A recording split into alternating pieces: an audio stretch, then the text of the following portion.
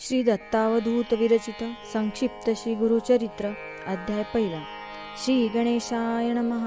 श्री सरस्वते नमः। श्री गुरुभ्यो नमः। श्रीपाद श्री वल्लभ श्री नृसिंह सरस्वती दत्तात्रेयाय नमः। ओम राम दत्तात्रेयाय नमः। ओम नमो भगवते दत्तात्रेयाय।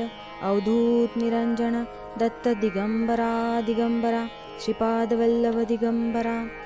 श्री गुरुचरित्र पवित्र ग्रंथ सिद्ध नामधारका ते सांगत अनेक उद्धरिले भक्त दिव्य ग्रंथाच्या पठनाने परी सांप्रत कली दारुण जनाना जमे पवित्राचरण म्हणून गुरु दयाळ पूर्ण मजला स्वप्नी सांगत असे।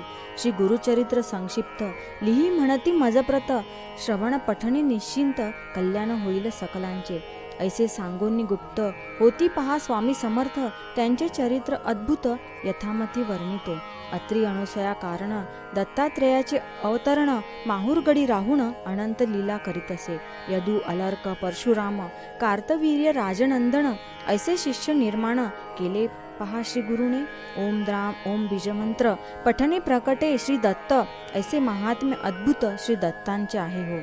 अवतार येती आणि जाती तैसी नोहे दत्तमूर्ती सदा राहे पृथ्वीवरती लोकोद्धार करावया जगदुद्धार स्वये कष्टे विश्वंभर श्री दत्तात्रेय अवतार विविध रूपे पाहत असे।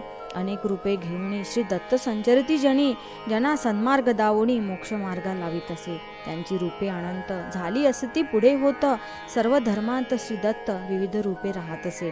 काशीमध्ये स्नान करी भिक्षा मागे कोल्हापुरी माहुरगडी शयन करी ऐसा महिमा जयाचा।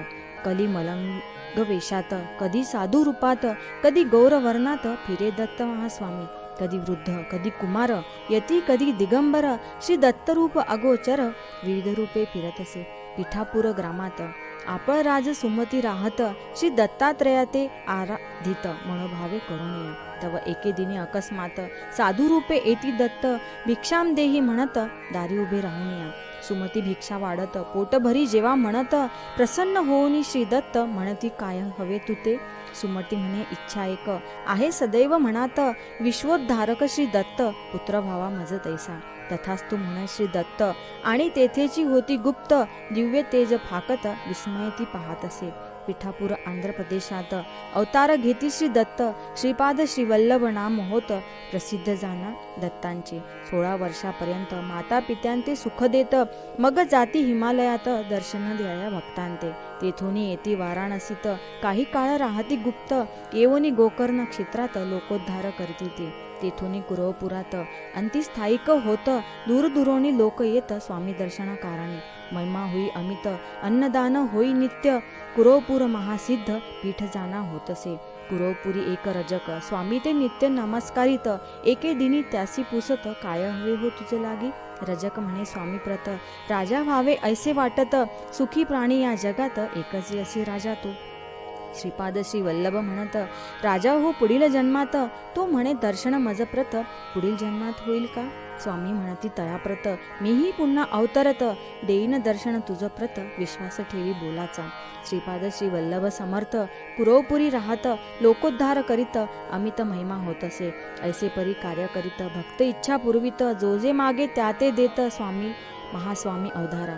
श्री गुरुचरित्र संक्षिप्त सारभूत येथे पाहत श्रीपाद श्री वल्लभ समर्थ कुरवपुरी प्रगटले। अध्याय पहिला ओवी संख्या 31।